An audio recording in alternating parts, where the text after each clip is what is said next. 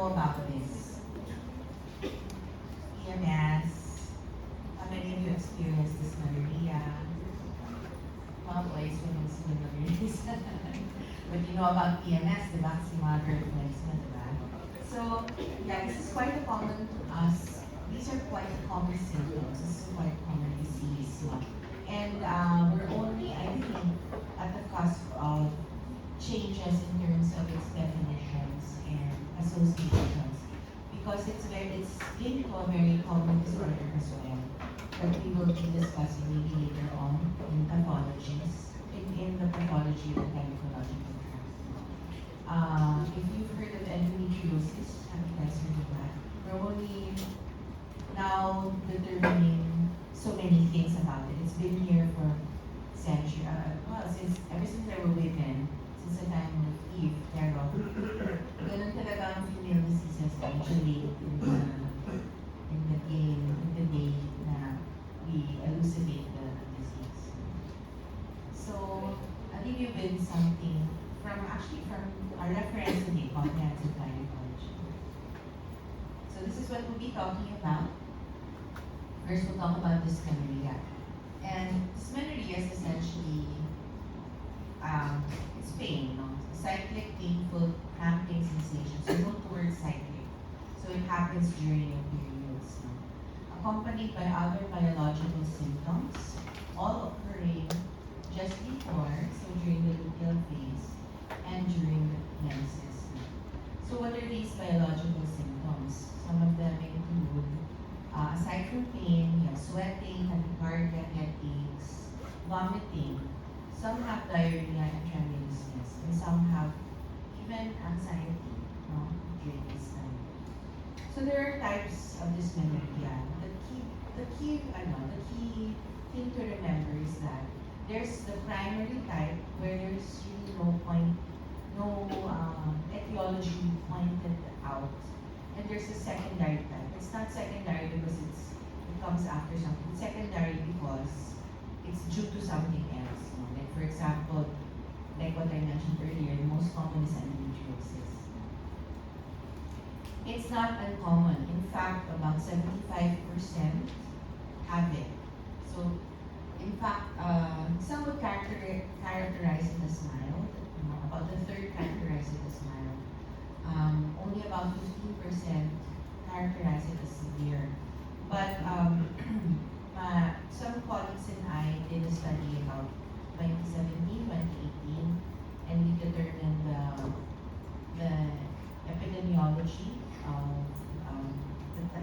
of pain, chronic pelvic pain in different races. And it turns out Asians were more severe kind of endometriosis now. So we probably have a more severe type of disease, so more severe dysmenorrhea as well. It's just that it's normalized in our population. How many of you have been told that, ganyan din ako when I was young, no? It's normal, don't have pain. And so, kahit na namimilipit kayo sa pain, hindi kayo mapatingin. Is that very common? No? Usually sa mga girls, it's really normalized. But that's why we're studying this now. That's why there are many changes, because it's not normal. In fact, in our own population, a parallel study actually done with us in Vancouver looked at the different Asians, kasi we found out that Asians were more, it was more common in Asians. A parallel study done in Vancouver, around the same time, it was shared to me that the Southeast Asians had more severe type of disease. Southeast Asians actually means Filipino, because there's a big Filipino population in Vancouver. So I know there's a lot of talk about race and ethnicity, and we don't want to study race now in terms of disease, because diba, sa America it's a big issue. But it exists. When this came out, when our study came out around the time of the Me Too movement.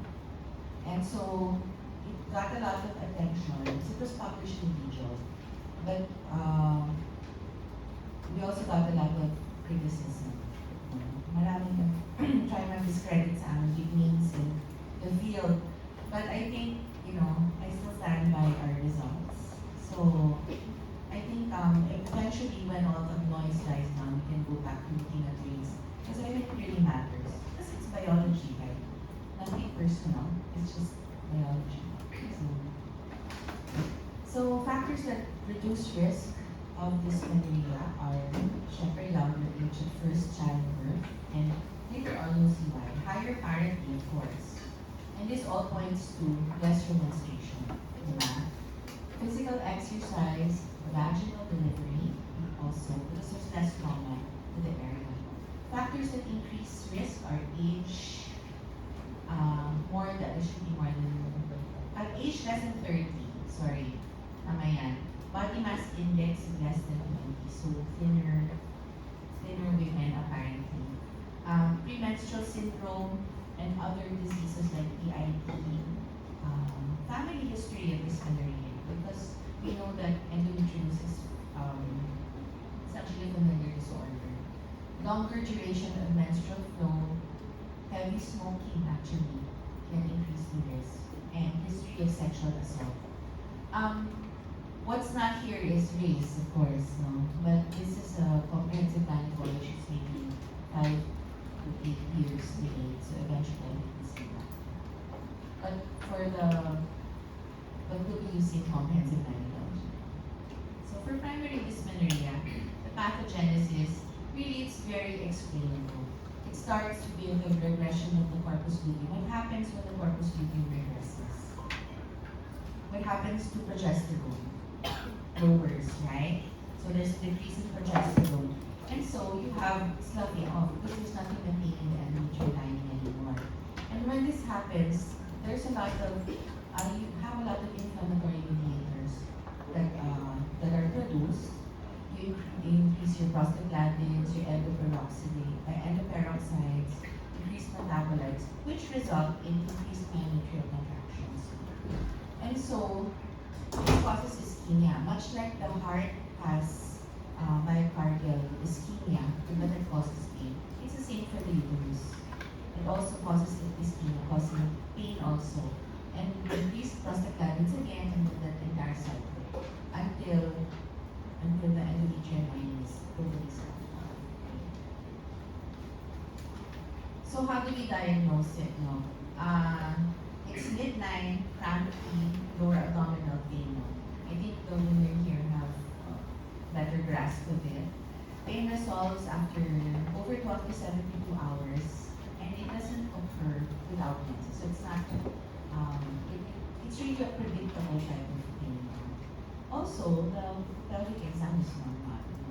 So, and imaging as well. So if you see something in the imaging or in the pelvic exam, it's secondary dysmenorrhea. It's due to something else. It's not just dysmenorrhea. So how do we treat it? No?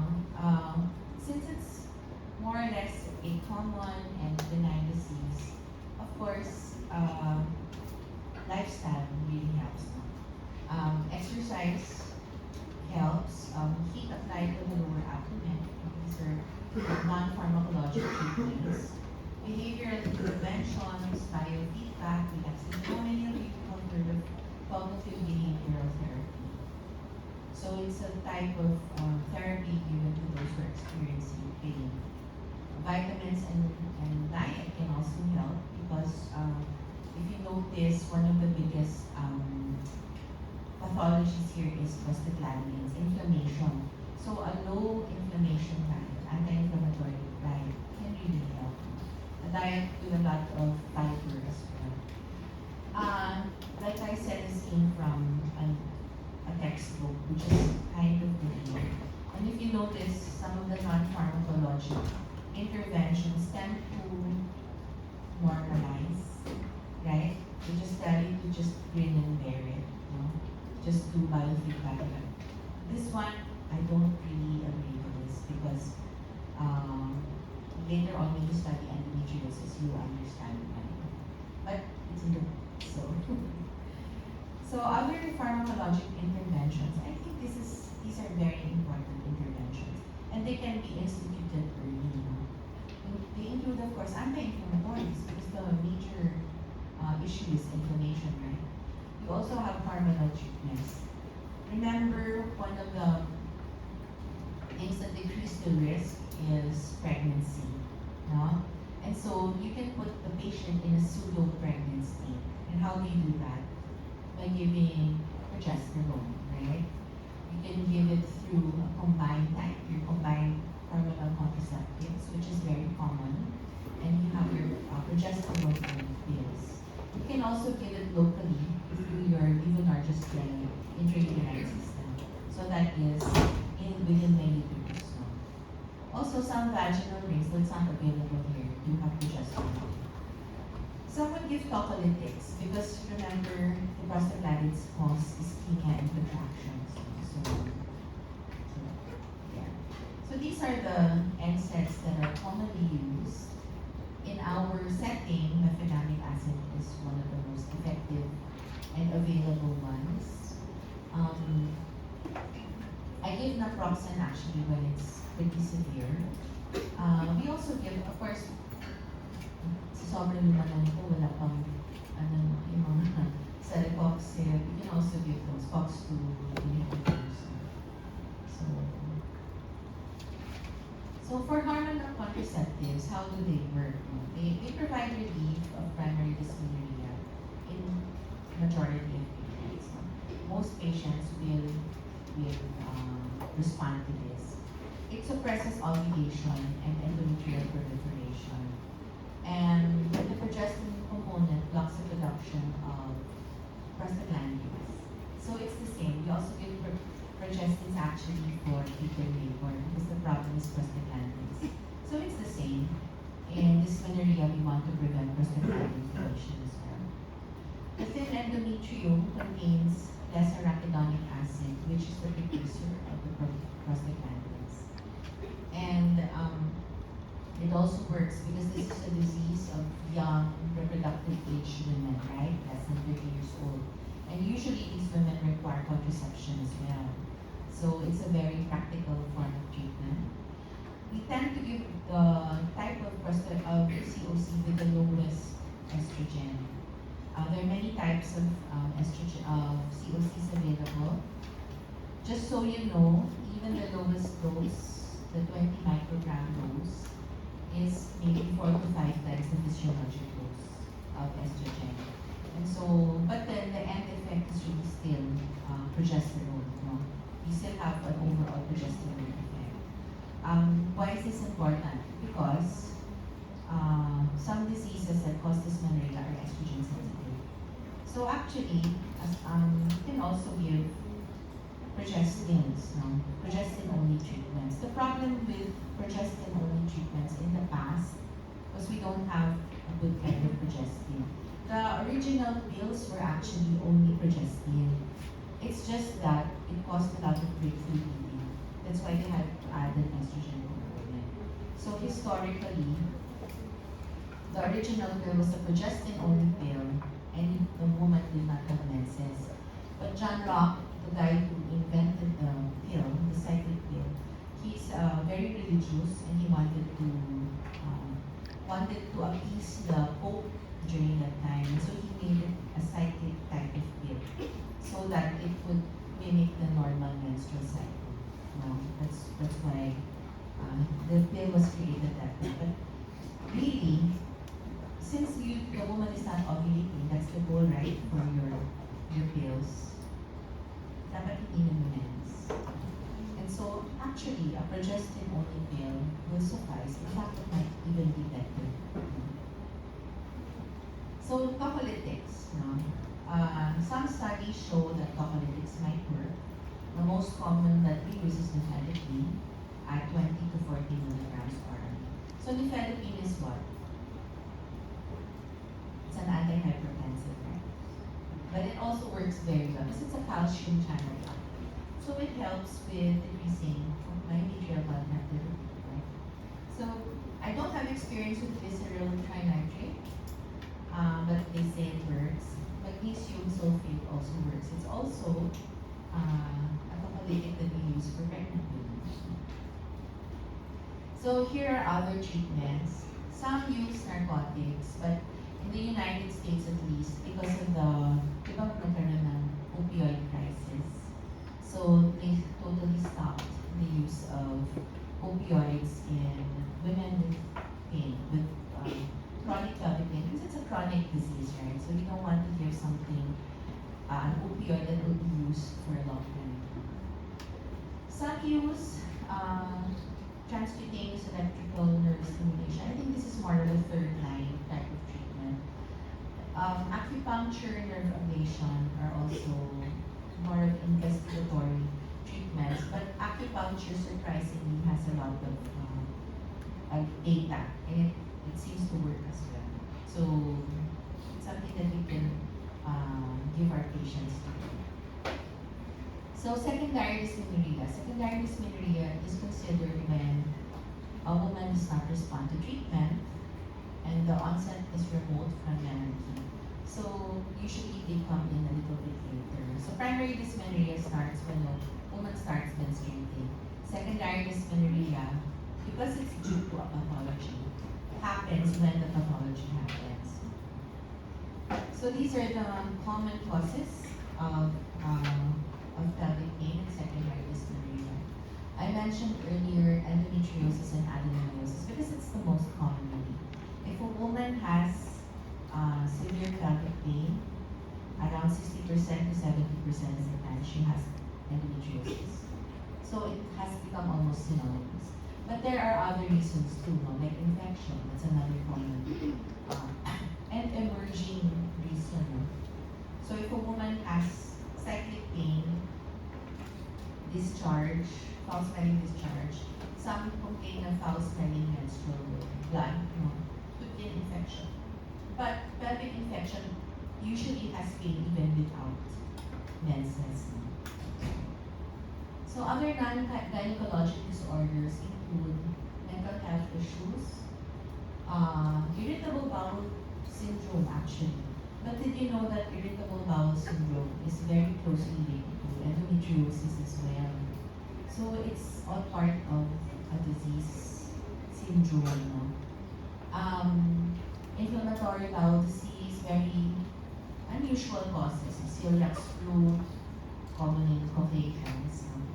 UTI, urinary obstruction, interstitial cystitis. So these are urinary disorders.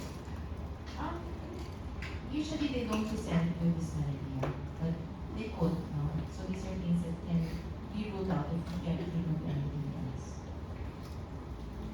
So cervical stenosis tends to look like this, no? It can present with, so this is clinical correlation, no? Because, of course, there's a block because of cervical stenosis. You'll see it here. This is a hysterosalpingogram that shows a block here in the cervix. No? The cervix, when it's blocked, results in increased myometrial contractions. Therefore, causing pain.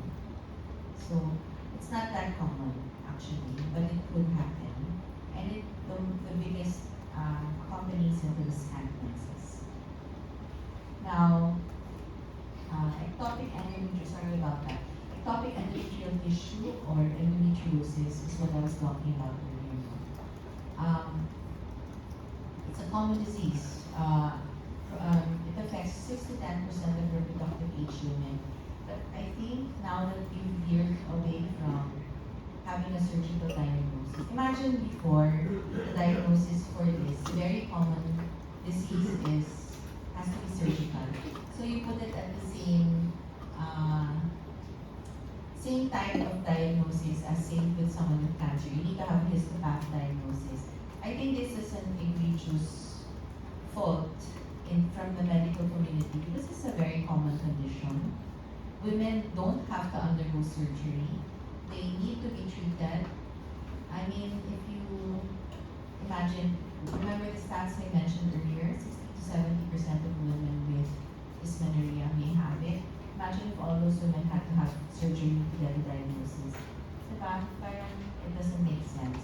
So now we're actually treating this or diagnosing this empirically through treatment, even on the first consult. 3 years ago, we actually had a meeting with other Asian countries because this is really a big problem.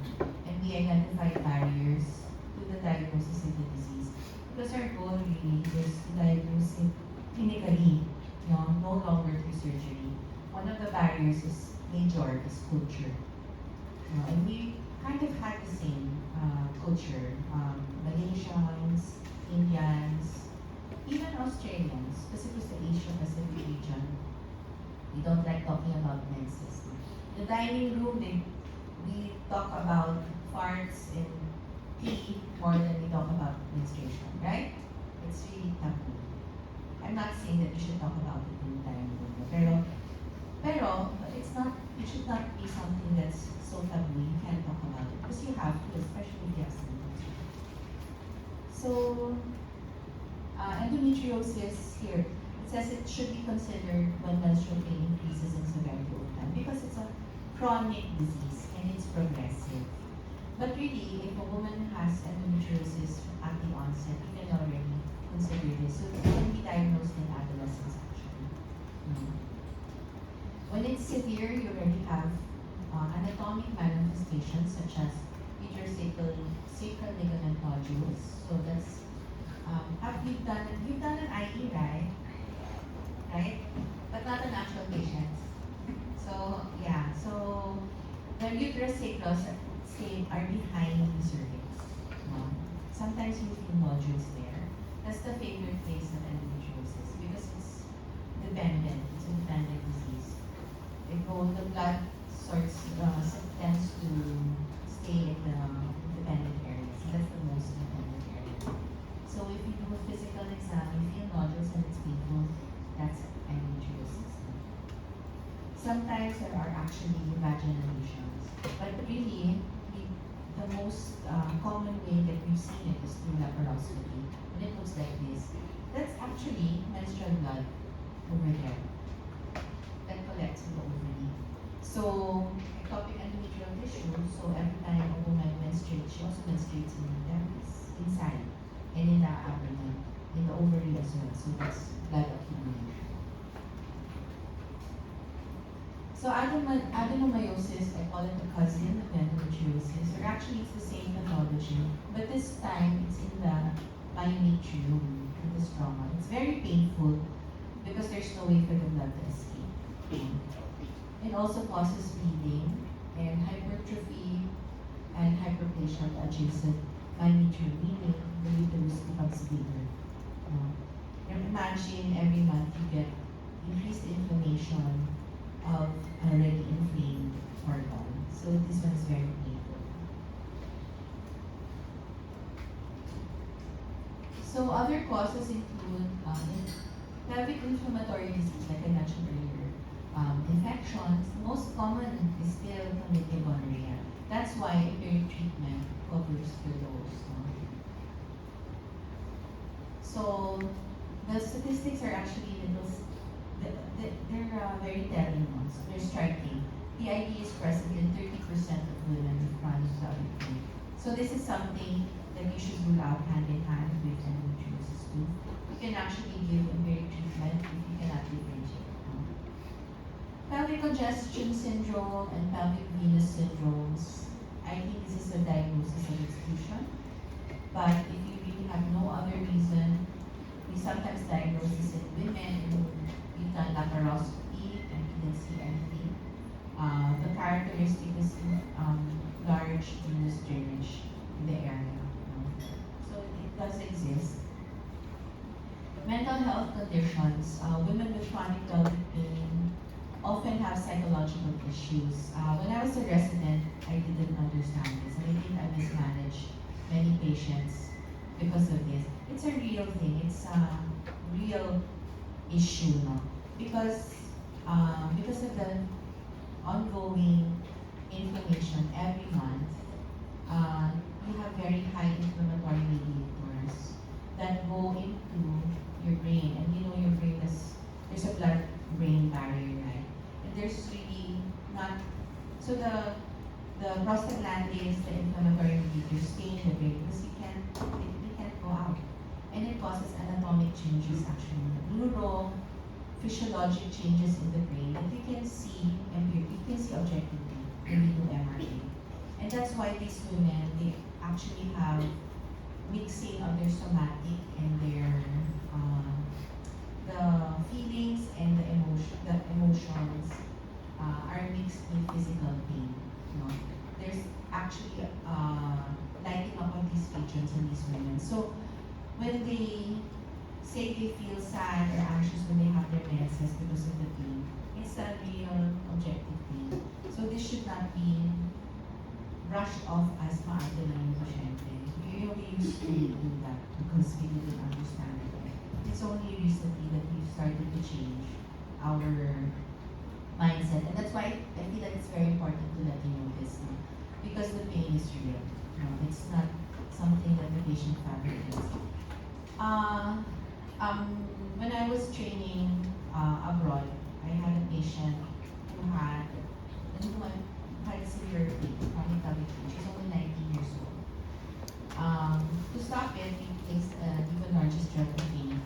I was a little bit, there was a little bit of trepidation because I knew she had chronic pain. She had signs of severe sensitization. So that's a more, it's a more complicated type of pain. So I was thinking I wouldn't be able to reserve. But I was able to, and she was so happy, she was so thankful. But a few minutes later, when I had discharged her, there was someone shouting in the bathroom. And we saw it was her. She was curled up on the floor.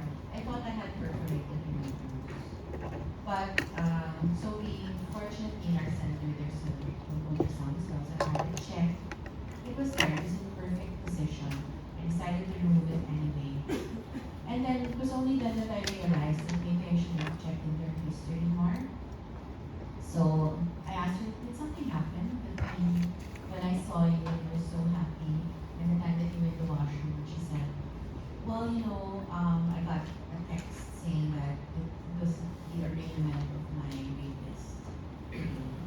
So she was actually a victim of sexual assault. And that triggered her pain. So lesson learned for me. You should ask. Especially if patients come in with very complicated type of pain. You should ask. So, yun lang yung chika ko. So, other causes, like I mentioned earlier, functional bowel disease. Of course, it's in the same region, right? And it's also inflammatory in nature. Some other anatomic reasons could be leiomyomas. Leiomyomas can cause pain and pressure symptoms. Sometimes they're difficult to differentiate. Endometrial polyps, because you're there, your uterus tries to get them out, right? So it causes contractility, again causing ischemia and pain. Now let's talk about, so we're done with the dysmenorrheas. They're actually the symptoms. Premenstrual syndrome is part of the larger umbrella that includes pain. And this syndrome includes mood swings, includes other manifestations like acne, breast tenderness, irritability, anxiety, depression. It's actually, ano namin yan, parang pag masumit kami, ang females, we always say, kasi PMS ako. And then, di ba? Like I mentioned, my husband knows that very well. So, okay, sure, hands off during that time. And there's that common understanding. It's very common, right? Sino dito, sige, who does not have, guys, don't raise your hands up. Who does not have PMS?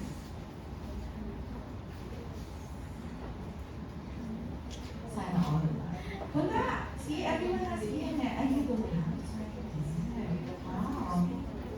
You're lucky. So, yeah.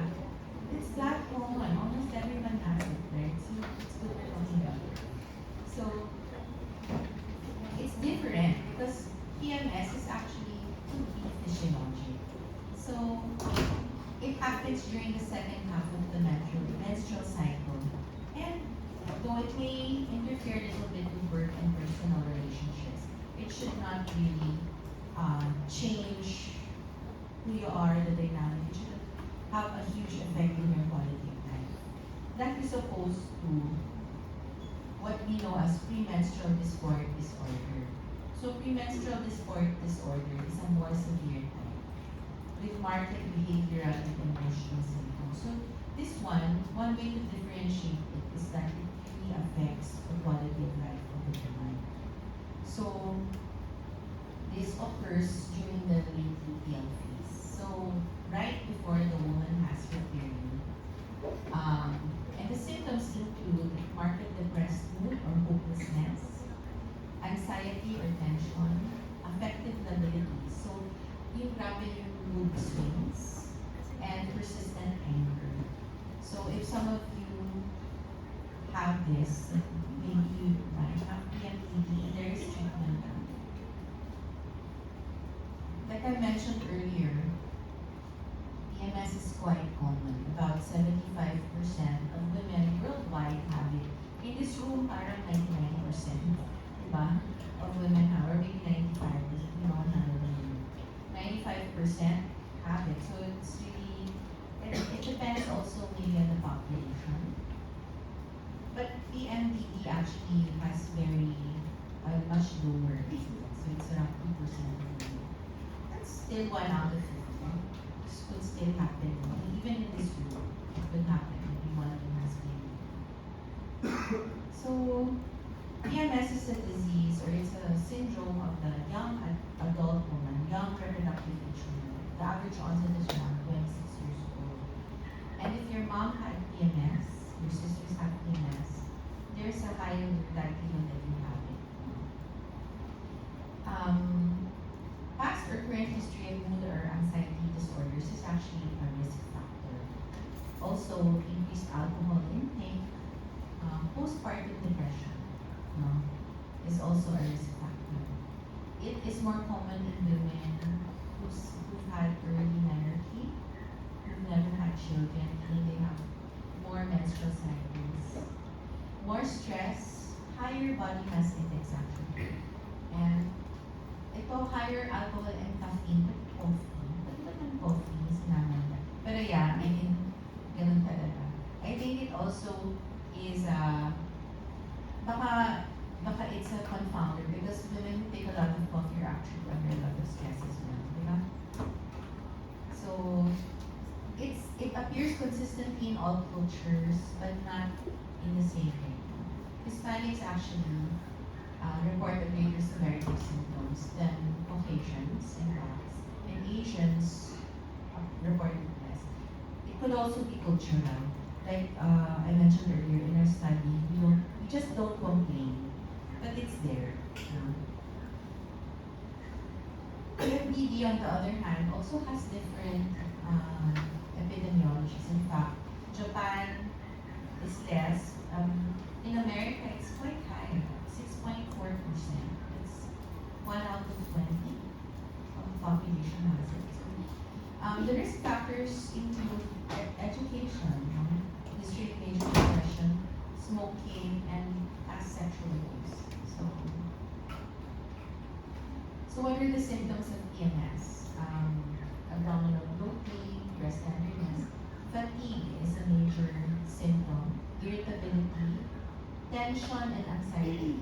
Sometimes you just can't point why you feel so anxious, but could be PMS, labor, mood, and depression. Very similar actually to PMDD. But PMDD actually has a diagnostic framework. It's in the DSM-5. The diagnostic, there is a DSM-5 diagnostic criteria. So you have to have at least 5 symptoms, and one of them has to be either marked affective mobility, marked irritability or anger, or increased interpersonal conflict. So this talks about quality of life. Marked depressed mood, feelings of hopelessness or self-deprecating thoughts, marked anxiety, tension, and feelings of being keyed up or upset. So the keyword here is marked. So it really has to affect the woman's life. You have to have at least one of these, and you have to have 5 symptoms in total. The other symptoms that can be included are decreased interest in usual activities, subjective difficulty in concentration, parang that's everyone, even boys. Lethargy, easy fatigability, or marked lack of energy. Appetite changes, overeating or anorexia. Hypersomnia or insomnia, a sense of being overwhelmed or out of control, and physical symptoms such as breast tenderness or swelling, muscle aches, sensation of bloating or weight gain. So these are the you can have, but you must have one of the symptoms in A. So this should not be superimposed with an already diagnosed mental disorder. So if a woman is already diagnosed as say bipolar 1 or 2, then it's difficult to say that it's just unique. She probably has bipolar disorder. So the criterion A, the operative word is marked, but there's a way to quantify it. There should be it should be confirmed by prospective daily ratings during at least 2 symptomatic cycles. So there's an objective way of rating. And the symptoms are not attributable to the physiologic effects of the substance. Like I mentioned earlier, some of these women are taking, they might be on antidepressants or they might be on medications that can cause mood lability. At the same time, they could have, they could be under the influence of alcohol or drugs. So you should rule them out. So things to remember, the symptoms occur during the luteal phase. They must be differentiated from another disease, such as depression. And it's not associated with cognitive impairment. So these women should not have any, they should not have any cognitive impairment. If there is a cognitive impairment, it must be something else. So what is the biological basis of it? We know it's a psychoendocrine disorder. And this occurs for both, and this holds true for both PMS and PNP. So it's really an alteration in central serotonergic systems, and it's hormonal. Estrogen modulates your neurotransmitters such as GABA and dopamine. And this causes lability, emotional lability, mood lability. Allopregnanolone, which is a metabolite of progesterone, is significantly lower in the luteal phase in these women. So this is one objective finding that we saw. So it could be related to the amount of progesterone that the corpus luteum produces. So women with PMS fail to show a normal increased luteal phase HPA axis response to exercise stress testing compared with control. So actually could also be, the adrenals are also part of it. So you see it's a multi-endocrine disorder. And it has high heritability. This was seen in studies on monozygotic twins. And actually, even on women in families, they happen very often in the same family. They say that calcium, vitamin D may reduce the risk of PMS, maybe won't be because these also affect they have a neuromodulatory effect as well, and they can also be cofactors in the enzymes. Prolactin in excess is hypothesized because some of the women complain of breast tenderness. Remember, it's prolactin that causes breast changes, not just estrogen. So this could be one of the advantages. So this is it in a nutshell. So ovarian steroid fluctuation, CNS neurotransmitters, particularly GABA, your opioids, and your serotonins. It could be genetic, and sometimes it could also be societal. So maybe this is where her social history comes in. So the diagnosis, to have a diagnosis, you have to have 2 consecutive menstrual cycles demonstrating luteal phase symptoms of PMS and PNP, and a lability of about 30 to in the severity score between the phases. So it's really a market change, 30 to 50%. So these have to be validated with gyrations, like I mentioned. So based on the American College of Obstetricians and Gynecologists, PMS is the presence of at least one symptom during the luteal phase of the cycle leading to significant impairment in functioning. What are our differentials? One of them is your magnification syndrome. So it's like PMS, but it requires magnification of other conditions during the luteal phase. For example, if a woman already has an affective disorder. So the other differentials for PMDD actually include, of course, PMS, which is a milder form, endometriosis, autoimmune disorders, hormonal disorders can also mimic PMDD. Depression, anxiety, and bipolar disorder. Endometriosis, I told you about it earlier, can cause market inflammation, can affect the brain. So it seems very much like PMDD. And my theory at least is, and a lot of experts around the world feel that maybe it's really endometriosis. Maybe in the future we won't have this anymore. It's really endometriosis. So what are the non-pharmacological treatments? We should not be taking in simple carbohydrates because they cause a lot of inflammation. I mentioned calcium earlier, vitamin B6, magnesium, because these are cofactors for the hormones. Complementary and alternative medicine actually helps.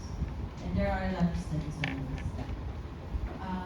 CBT, for those with very severe symptoms, they actually need cognitive behavioral therapy already. It's very difficult to treat women who are already sensitized to the pain, which is why we need to treat the pain early. Because if we don't treat the pain early, this is a progressive disease. This is one of the end organ damage, I call it, in the brain.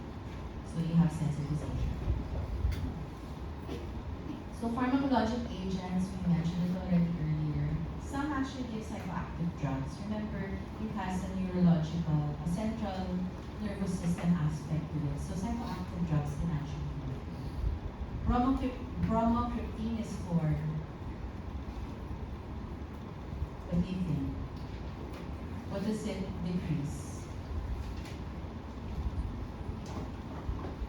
For breast, right? If a woman has severe breast pain, prolactin, no?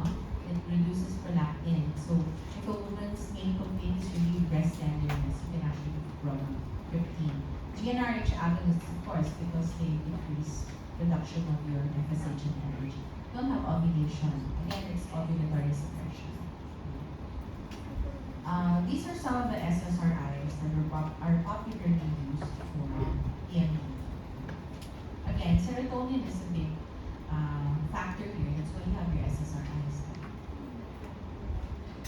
So, I mentioned this already, ovulation suppression is very important because it reduces variability of the hormones. And one of the best pharmacological agents actually is a progestin called drospirenol. It's a 4th generation progestin that contains, it actually is FDA approved for treatment of PMD. So it's the only one. So it's also a mild diuretic because it's related to spironolactone. So for women who feel bloated and breast tenderness, it's actually an effective drug as well. What we did before, my gosh, they used to do bilateral oophorectomy. But we, of course, we no longer do this. But imagine, maybe this is, I don't know, maybe, parang tumahimik na yung asawa niya. Kapag nagalit mo yung ovaries. Grabe, no? Kawawa naman yung mga women during that time. So, that's actually one of my last slides. And in summary, primary dysmenorrhea occurs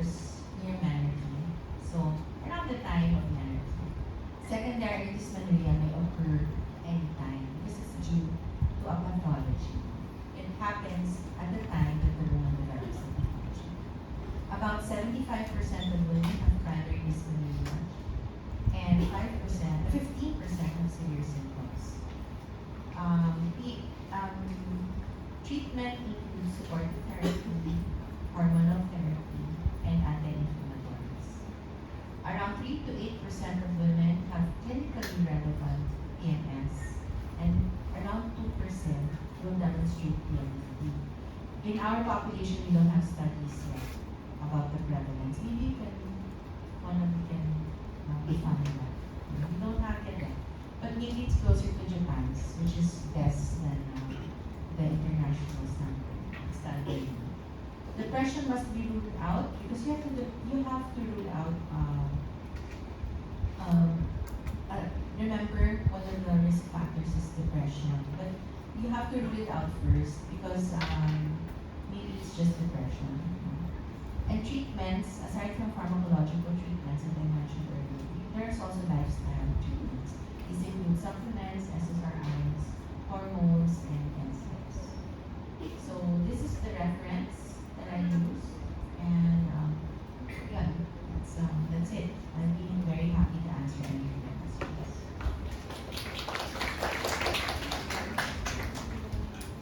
Any questions? Or Google? Kasi sometimes when I give talks sa about pain, ang dami Google. Because we feel like the fact alone that they're hurt is a huge thing. That people acknowledge that pain is there. Kasi sadly, the number one people who dismiss their symptoms are the people closest to them, such as for adolescent moms or women of reproductive age, their partners. So sometimes doctors, yes.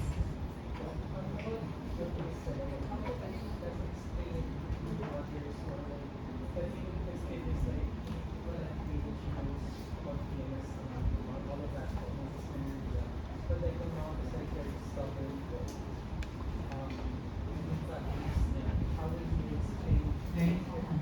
So the question is if the mom is dismissing the symptoms, essentially. So yeah, so we've developed actually a primer that is it's in partnership with Bayer Philippines. And it's everything is there. Actually, one of the most powerful things that if I get patients like that is when I show them the screening for severe endometriosis. Because there's a clinical screening already available. It was made by one of the biggest names in endometriosis. And it tells you if a woman is at low risk, high risk, or very high risk of endometriosis. And there's a scoring system. So when I show them the score, the mothers go, oh, okay, so very high risk of easily na due to but it's very hard because it's cultural. So we really have to educate.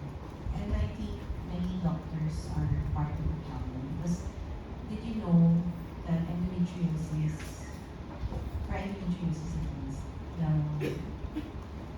the lead time from symptoms up to diagnosis alone is about 6 to 12 years.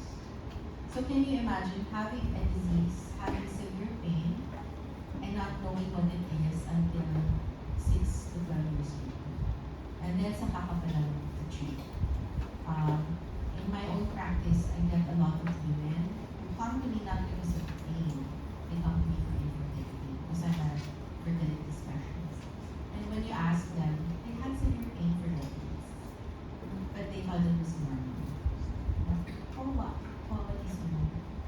So, important yan. Yes, we should have a discussion with pediatrics because it's a missed population.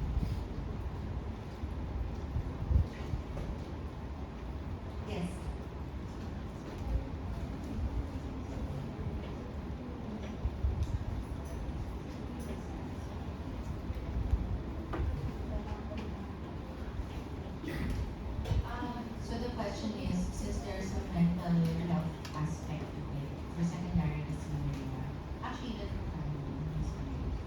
is a psychosomatic disease. You know, yes and no. Your The way I explain it is through endometriosis, through the lens of endometriosis. I gave you like a rough idea of how it happens, right, in patients with endometriosis. And I suspect in the future we won't have dysmenorrhea, primary, secondary dysmenorrhea anymore. It's gonna be, wala na siguro primary dysmenorrhea. I think it's really endometriosis. It just happens very quickly. What happens is that chronic inflammation is there for years, unchecked, untreated, goes to the brain. It makes connections between your somatic and affective portions of the brain. Your insula talks to your prefrontal cortex. The connections become more.